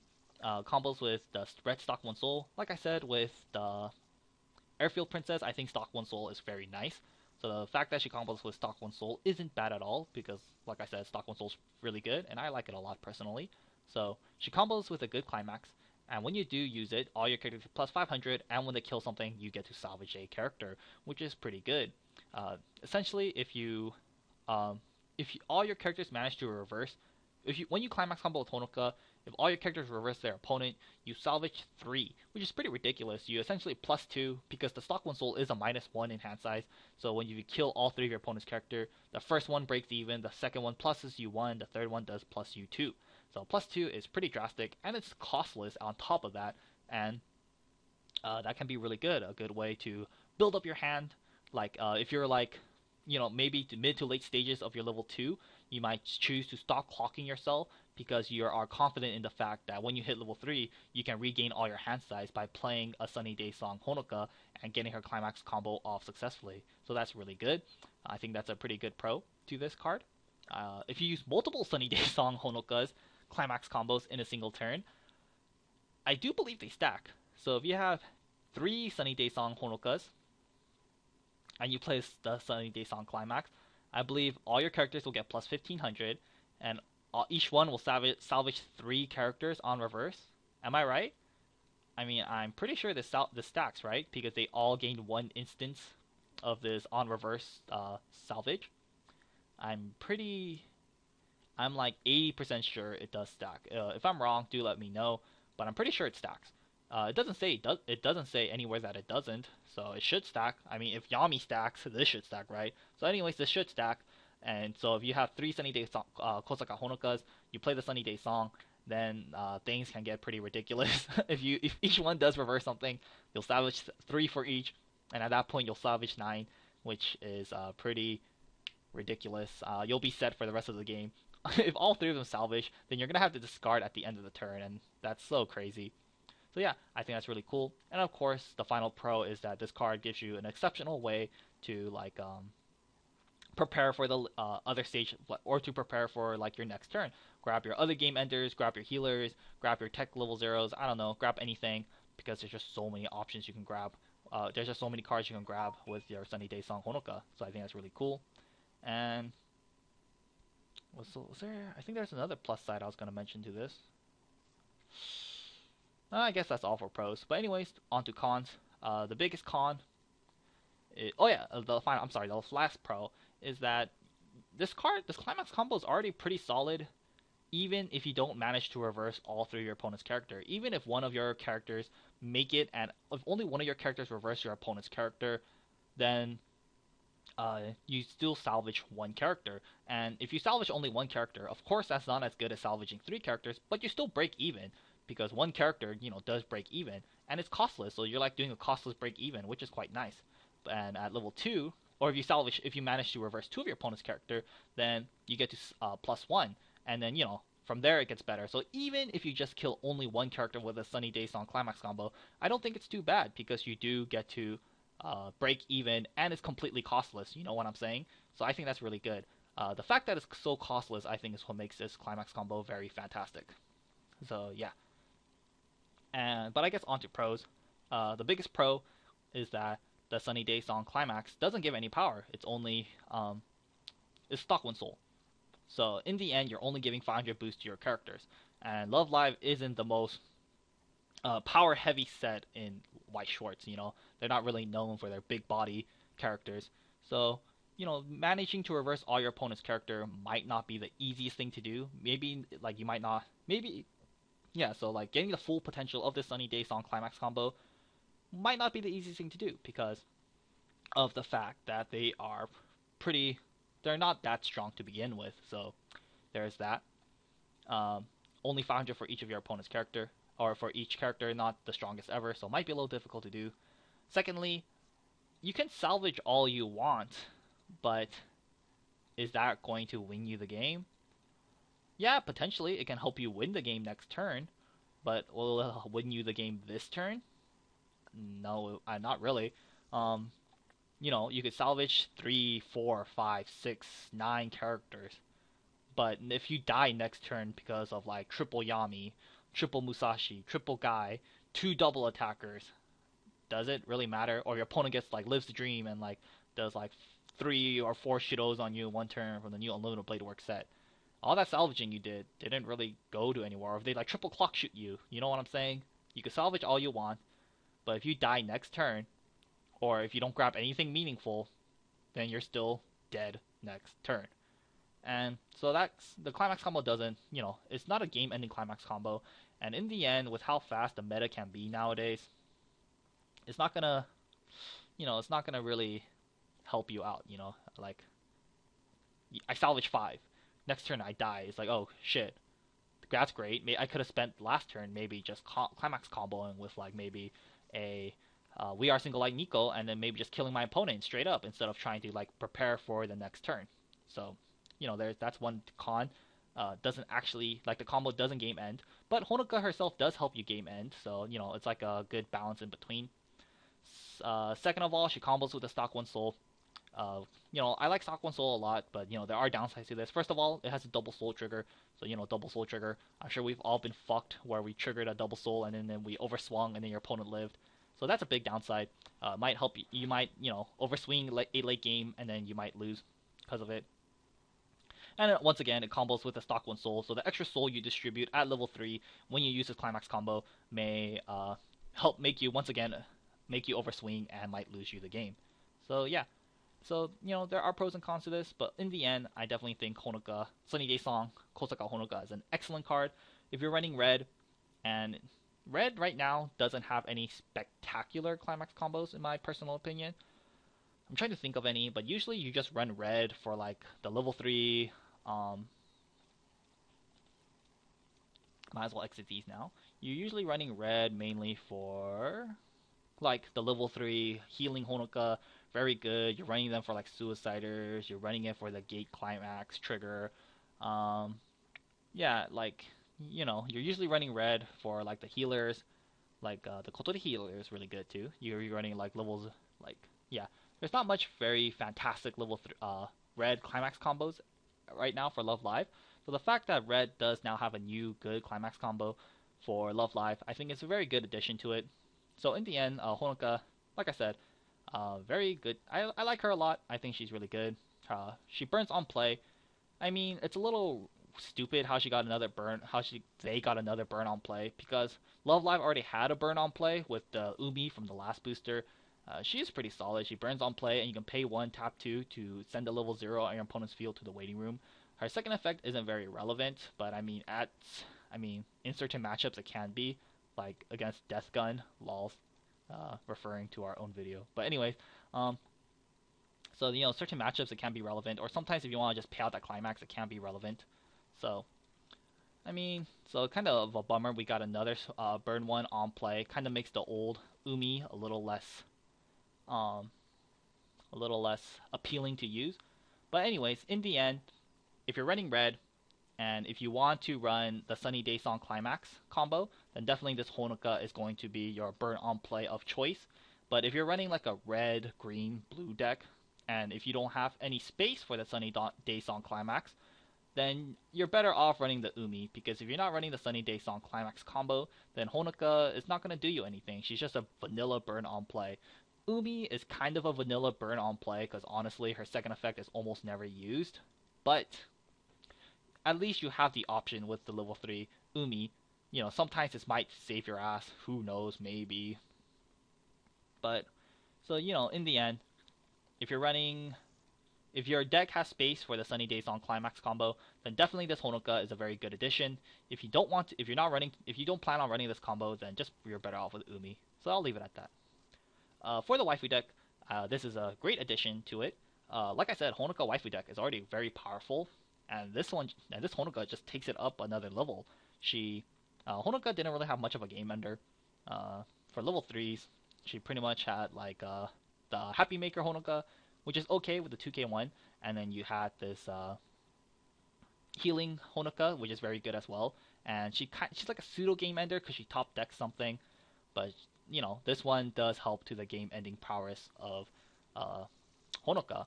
And Honoka didn't really have much good climax combos. Like the one you usually ran was the Happy Maker Honoka, definitely with the 2k1. But besides that, there wasn't really much else. Usually, in my personal Honoka waifu deck, I just run the Gate along with it, just cause I don't really have anything better to run with it. So now, like for the Honoka waifu decks, you can run 4 2k1s with the Happy Maker Honoka, and you can run 4 Sunny Day Song climaxes with the new Sunny Day Song Honoka. I don't know if that will be ideal, because that's 2 level 3 climax combos. Yeah, you can play the Happy Maker Honoka at level 2 with her changer, but in the end, when you're level 3, having 2 level 3 climax combos isn't the greatest thing ever. So we'll have to see, but definitely I think this will make it into the. For sure for the Honoka waifu deck, the level 3 is going to make it, and I think the Sunny Day Song Climax is going to make it as well. So, a very good addition to Honoka waifu deck. And this picture is so cute, man. I love Honoka, super adorable, and I think she has the cutest outfit in the Sunny Day Song cast, or in the Sunny Day Song. Out of all the uniforms, I think Honoka definitely has the cutest one. I don't know, the red, black, and just everything about her uniform. She doesn't have the yellow. I think the yellow looks kind of tacky on them. But, I don't know, she doesn't have any of the yellow, and she just looks super cute in this uniform. Anyways, that's just me rambling. Let's go on to her sister, 001K Common, student from Otonkizaga High School, Yukiho. Music trait. So she finally has a music trait. Before she was only sweets, but now it makes sense why she has music trait. Anyways, you pay 1 bond for the Honoka. The pay 1 bond isn't too bad. Bond is bond, and bond's always good. It's pretty much a pay 1 to plus, which is always nice. But at this point, level 0, Muse, or I should say Love Live as a whole, has so many tech cards in every color. Like, you could be running other really cool tech cards. She doesn't have any other secondary abilities. She's just essentially a vanilla pay 1 bond for her sister, which isn't too bad, but like the pay 1 bond is only really good, I guess, at level 3, because at that point you could be playing the Sunny Day Song Honoka. I mean, you could do something cool like play Sunny Day Song Honoka, check top, oh, it's a music character, burn 1 to your opponent, then play Yukiho over the Honoka, pay 1, salvage Honoka, because she's now in the waiting room, then you play Honoka again, and then you reveal the same card, burn 1 to your opponent, and if you have another Yukiho in your hand, you can do it again, and play over Honoka, and then like, if you have enough Yukihos in your hand and enough stock, you can essentially just recycle the burn on play, which can be kind of cool, like if you're afraid of like anti-damage. Honoka does get around anti-damage backups because her effect is on play, so I think you could do something like that. So I think that's kind of cool. But in the end, I don't think she's going to make it. I think there's better tech level 0s you could run. And I'm sure at level 3, if you can manage to have enough Sunny Day Song Honokas in your hand. And if you want to grab, like, if you have Sunny Day Song Honokas in your waiting room, you could use like a Sunny Day Song Honoka Climax combo to grab a Sunny Day Song Honoka in your waiting room back to your hand. You know what I'm saying? So, don't think she's going to make the cut. And for the waifu deck, just like the older Honoka, I definitely don't think she's going to make the cut, because she's missing Honoka in her name. So if you play her in conjunction with the 1/1, you pretty much fucked yourself. So don't run this in the waifu deck. Oh yeah, one thing to mention in the waifu deck for Honoka, another reason why the Honoka waifu deck is super good is because of this 1/0 event. You pretty much salvage a Honoka for no cost, which is really good. Might be a little problematic in the waifu deck because a lot of the waifu decks now run 3 to 4 of these events, and if you're playing Sunny Day Song Honoka, you might reveal the event, and that might screw you over. So something to keep in mind. Maybe when the Sunny Day Song Honoka comes out, maybe people choose to run less of the event, maybe only 2 to 3, but maybe people choose to still run 4. I think I'll still run 4. We'll have to see, but just something to keep in mind for the waifu deck. And on to the last final day. 2/1/7/5 Uncommon Battleship Princess, Abyssal Fleet, and Princess Trait. When the climax, you shall sink is played on the climax border, and this card is in the center stage. You can pay cost, which is 1, discard a card. If you do, choose one of your opponent's level 1 or lower characters and place it to the bottom deck. And she has another effect. When your other Abyssal Fleet characters are front attack, you can pay cost, which is pay 1. If you do, choose one, or you can pay cost, which is send her to the waiting room. Sorry. If you do, choose one of your battling characters against plus 3k power. So it's just like Akane and from Vivid Red.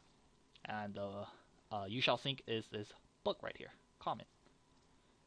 So Battleship Princess, I don't think is very good. Kind of a lackluster way to go out with the Abyssal Fleet. I think they should have shown Watership Demon at the last day, but then showing it early is really good because it increases your pre-orders, etc., etc. Anyways, kind of a boring way to go, but in the end, I don't think the Battleship Princess is very good. I don't think she's gonna make the cut. She combos with the book, which is quite nice because the book allows you to draw and plus, but they already have 4 paths at this point to plus. And it has a really good climax combo, but in the end, I don't think her combo is very good. Her combo is very hand intensive because you play the book, so that's -1 in hand size. Then you have to discard a card, so you're losing 2 cards in your hand, and then also you're kind of paying 2 for this because you pay 1 for the Battleship Princess herself, and you're paying an additional 1 for her to combo. And then all you get is you choose a cost 1 or lower character in your opponent's field, and you put it to the bottom deck. Of course, I think the most ideal option you can choose is like a cost 1 assist, like a 2/1 assist. That's probably the best thing you could choose to the bottom of your opponent's deck. But is it good enough? I don't think so. Very hand intensive, and the reward you get out of it isn't very good. And she's just super low power. Her combo doesn't give her any more power. So like for the turn, she might be forced to side attack, and that kind of sucks. And her second effect is okay. Like she's a 3k backup essentially, but still that's not very good. I think you're better off just playing a normal backup, and because you're playing such a lackluster character on your field to use her second effect. And she's so low power, she might get get backed up, and so you might be forced to side attack with her. And if you force to side attack with her, that's not that good. So in the end, Battleship Princess, she's kind of cute, but I definitely don't recommend this card. I think you're better off with a number of better cards. I mean, the level 2 game is already lock and loaded essentially with the Battleship Water Demon. So I really don't that just adds more to the reason why I don't think you should be running this card. Next up, the final day. Of course, the best girl. 1045 double R. We are single light. Nishiki no Maki. Music trait. Oh man, this Maki. Where do you start? There's so much to talk about. But anyways, what she does. So when this card reverses its opponent in battle with We Are Single Light, you look at up to 4 cards on top of your deck, choose up to 1 music character amongst those cards, add it to your hand, discard any remaining cards to your waiting room, then choose one of your characters and it gets plus 1k power until the end of your opponent's next turn. And has another ability, Act. You place one of your music characters to rest. If you do, she gets plus 1k power until the end of the turn. So, Maki. I think there's just so many things to talk about this Maki. I really don't know where to begin. Well, I guess first of all, this is, like I said in the beginning of this video, and I've been kind of saying for a long time amongst my friends, and I think I ranted about it in my Cinderella Girls box opening with Domo. I've been wanting a 1-0 combo that pluses in Love Live for a very long time now. And we finally got one.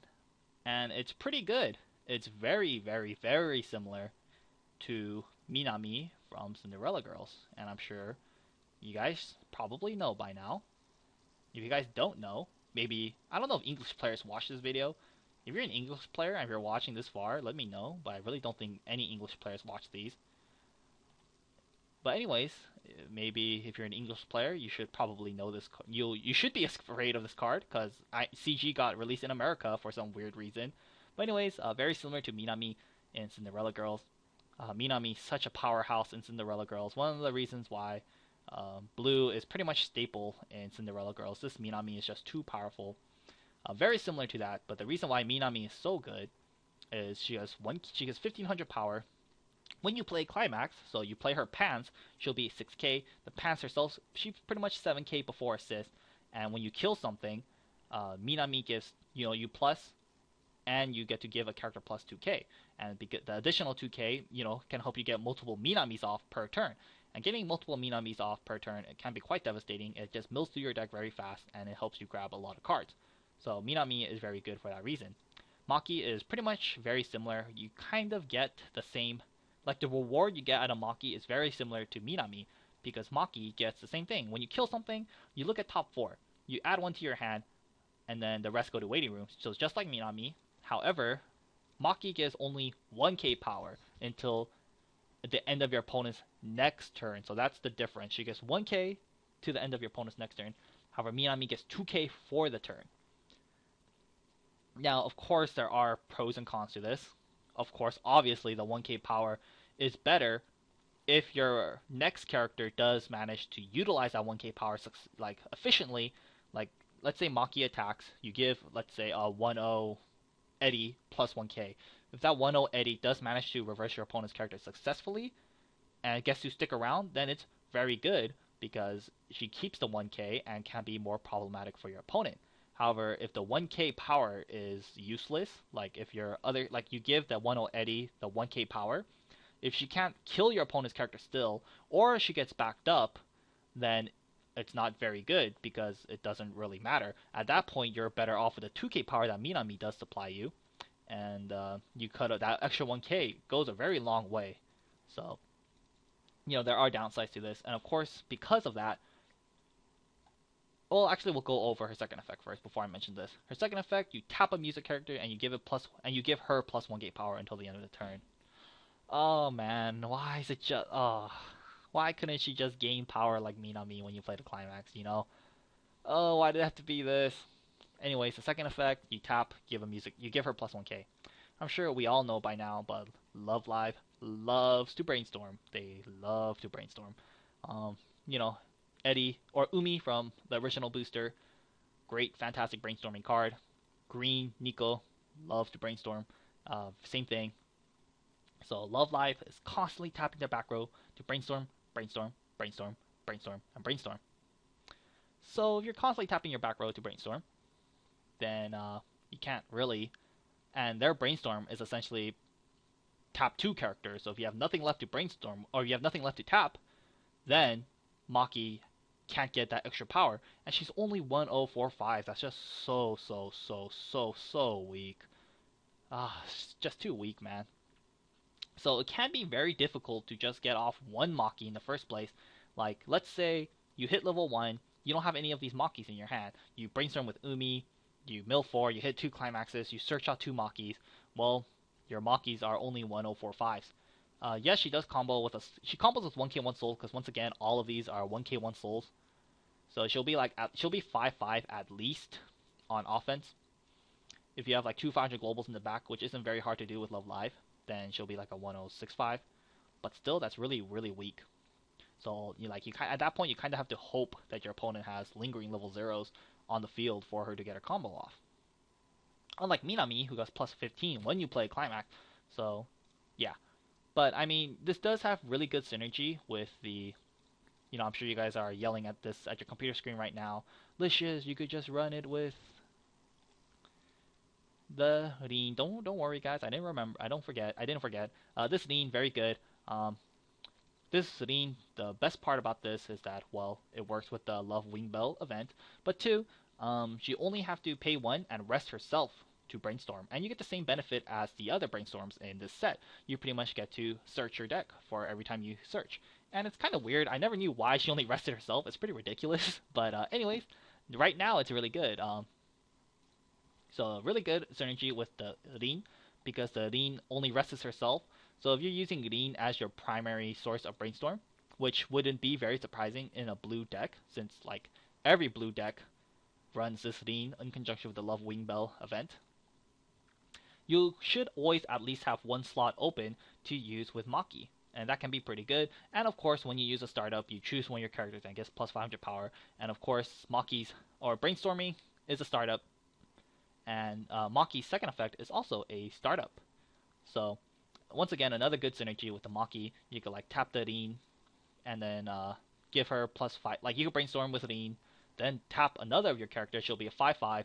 Rin's effect activates. You could give like Maki plus 500, and she'll be like a 106k. So at that point, she's like the same as Minami. But in the end, the point I'm trying to make is, in the end, this all adds up to, it's very difficult to get multiple Makis off per turn, and getting multiple 1-0 combos or 1-0 costless combos that plus on a turn, like getting 2 or 3 of them off in one turn, is pretty ridiculous. Can shoot you so far ahead in advantage. Like that's kind of the reason why the older decks are one of the reasons why older decks can't really compete. They just can't keep up with the plussing that all these new decks do. Like getting off multiple Mikons in a single turn is super good. Getting off multiple Minamis off per turn is really good. Multiple Tachibanas off per turn, super powerful. Very difficult to do that with Maki. Like yeah, you can focus all your power on this Maki. Like getting off one Maki can be plausible. You just choose one of your opponent's weakest character. Maki's like 1055, 45. Let's say you didn't want to brainstorm that turn. You tap your 2 back row. She'll be a 1065. You play the gold. You play whatever combo you want. Let's say pants. She'll be a 1075, and that's really good. Very powerful. But then what are you gonna do if you have another Maki on the field? If you concentrate all your power on one Maki, she'll be like a 1075 before assist. Then you kill your opponent's character. You give your other Maki the 1k. Then she'll be only 1065, I think, because 1045 and 1k, yeah. So 1065, and that's definitely in backup range against like every deck's level 1 game. So that in the end, getting off multiple Makis is very difficult. You either you have to hope your opponent has like lingering level zeros. You have to hope that you hit level 1 before your opponent hits level 1. That way, if they have 2 level zeros on the field, you play these Makis. If your opponent hits level 1 first, then it might be difficult getting off many Makis off per turn. But if you hit level 1 first, that's really good. And it's actually quite plausible for Love Live to hit level 1 first, seeing as how they have a very good runner in the Eddie runner. So, they have a runner, so it's easier for you, the Love Live player, to take in that extra damage, so that way you can hit level 1 first before your opponent. But, that goes without saying that many sets have runners now. But, just something to mention. So in the end, I mean, you can split your back row. Like if you don't want to brainstorm, you could tap 1, give 1 Maki plus 1k, tap 1, give your second Maki plus 1k. You can try to go the middle route. That way you can give them power, etc., etc. You can try going the middle route. Very dependent on what you're up against and the field. But in the end, the point, yeah, like I said, the point I'm trying to make is it's gonna be fairly difficult getting multiple Makis off per turn, and that is quite saddening. This is the 1-0 combo I've been waiting for forever, and it's in my favorite girl in Muse. It's on my waifu, but it's just like, oh my god, it could have been so much better. But I'm saying all this, but I do think it's justified because of the fact it combos with We Are Single Light. If it was exactly like Minami and it comboed with either a gate, a gold bar, or a pant, and on top of that, that same climax combo comboed with a great level 3, I think that would have been way too broken. I think Bushiroad has intentionally made it so it is difficult to get off multiple Makis off per turn. Getting off one Maki off in a turn is not too bad. Maybe you can get off two Makis in a turn. Maybe like your opponent has like level 1, level 1, level 0. You use your first Maki to kill a level 0. You pump up your level 1 Maki that's trying to kill an opponent's level 1. Maybe you can get off something like that. But I do believe Bushiroad has intentionally made it so it is difficult to get multiple Makis off per turn.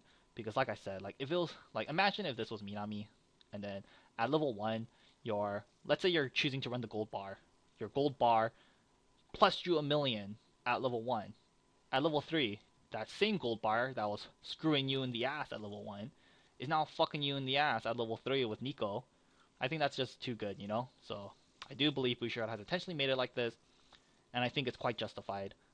If her combo was too broken, and if Nico's combo was too broken, and like they released another character that combos with We Are Single Light, and they made that card too broken, then Love Life would probably be on suspect and would probably be hit by the ban list.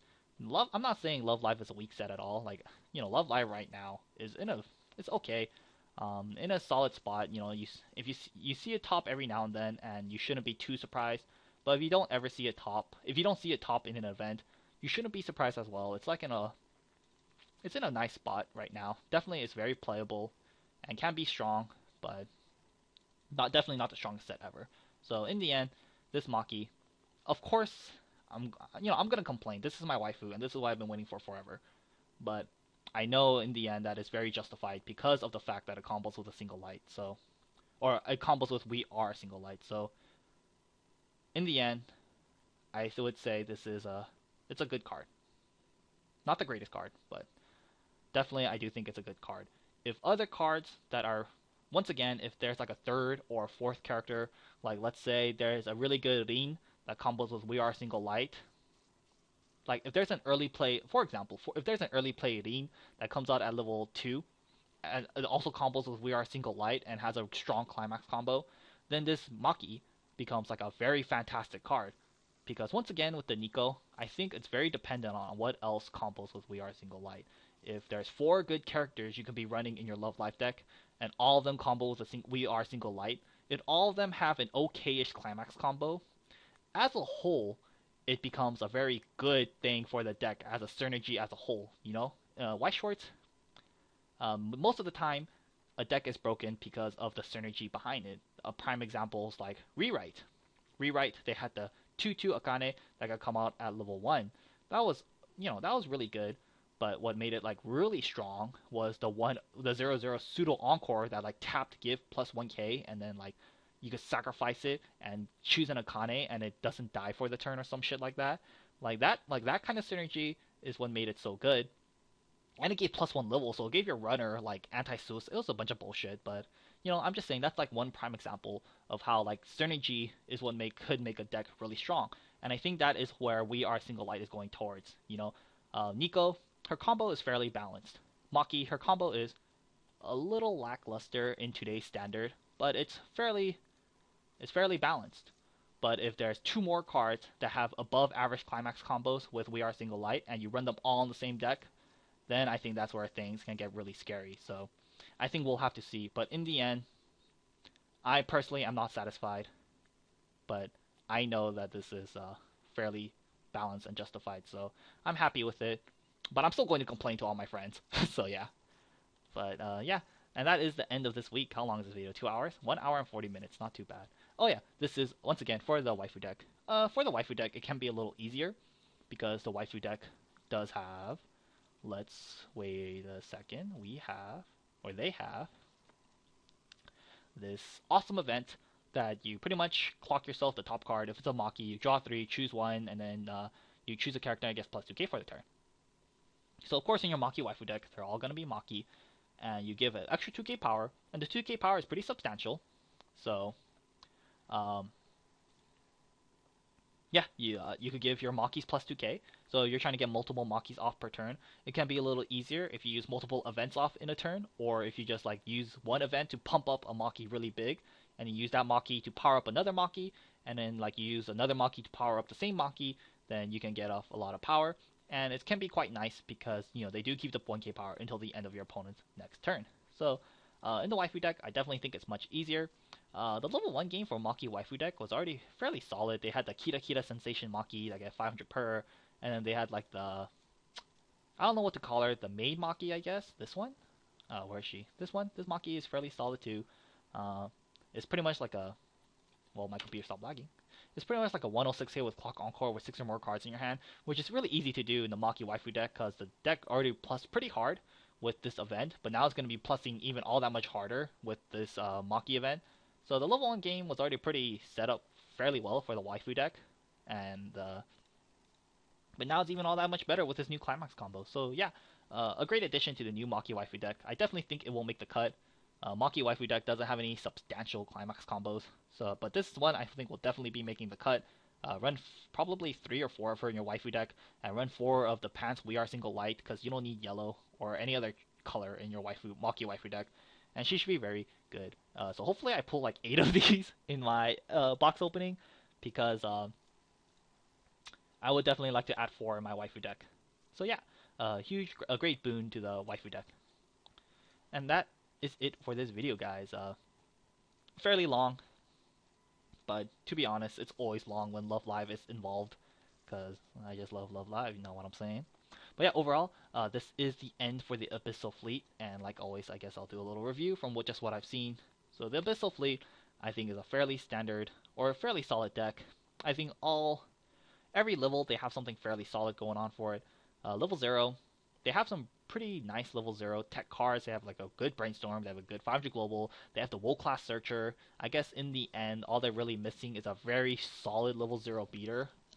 But it's not the end of the world if you don't have a great level 0 beater.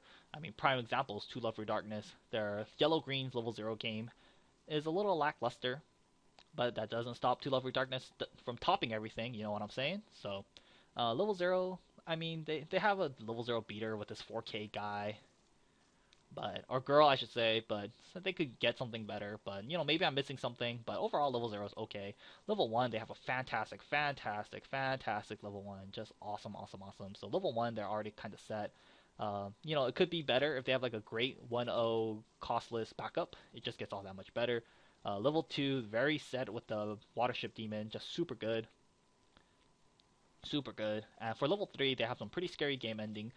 They have Airfield Princess, and they have Northern Princess Clock Shooting.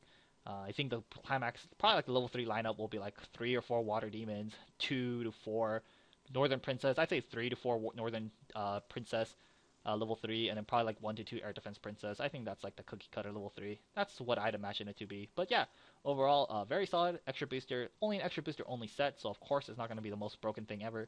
But for an extra booster set, I think it's pretty strong, and I'm sure I'm sure the Kantai Collection fans are pleased with it, because it's overall, I think it's a fairly solid extra booster. Only 2 weeks, a very short time with the Abyssal Fleet girls, but nonetheless, I'm very happy with what I've seen, and I think they'll have a pretty decent future. I don't think they'll be topping anything, but I think it'll be a very fun deck you can play with your friends. Kind of like the Sweet Sneesekoi deck, I love playing that deck, but I'm not gonna bring it to a tournament. So anyways, review. Cruiser Demon does have potential. Final form, OP. Su class, very good. Or not very good, okay, Tech 1. We Are Single Light Nico, I like it a lot. And like I said, I don't know why, but I grew to love Nico. Maiden Uniform Muse, I like it, but like it's so like, it's not going to help my color count in the end probably. And if it's not helping my color count, I probably won't be running it. Maiden Uniforms, really cute. Unless I get Maki, Like, if I get this Maki signed, ooh, I would probably be running it in all my decks. Unless I absolutely can't squeeze it in. Older Honoka, sadly, I kind of hope she gets a better. I hope she gets like a better card, but this one's not good. But as I like her as a character. Net class, it's playable just because of the fact it's an oversized level 0, and it's like the only one we've seen, but it has a pretty huge downside. This one's an okay card. Watership Demon, Battleship, Watership, Water Demon, fairly solid. Or not fairly solid, what am I talking about? Fucking good. Southern Demon, these next 4 have some interesting synergy and does have some potential to them. Future Style Umi, it's a solid common, but I don't think it's going to be ran. Airfield Princess, I really like a lot just because of the sole fact of the 1500 assists. Jesus Christ, that's so much power. Harbor Princess, Berserker Mode, and her combo. I just don't see it making it to the cut. But the Harbor Princess as a common is fairly good.